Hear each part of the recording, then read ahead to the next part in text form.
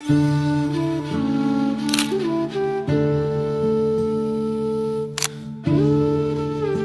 যে দেখেন ফটোগ্রাফি কেমন করে করতে হয়।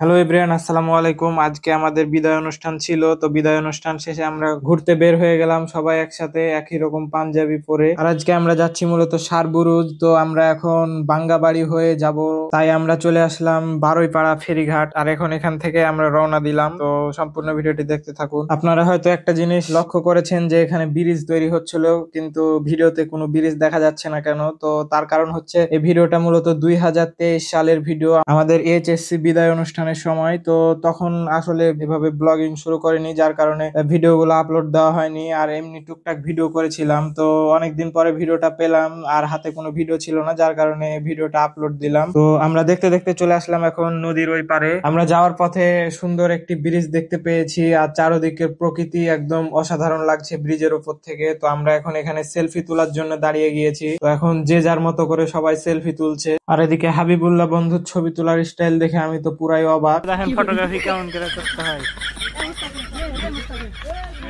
কিরকম ফটোগ্রাফি হয়েছে দেখি দেখি দেখি।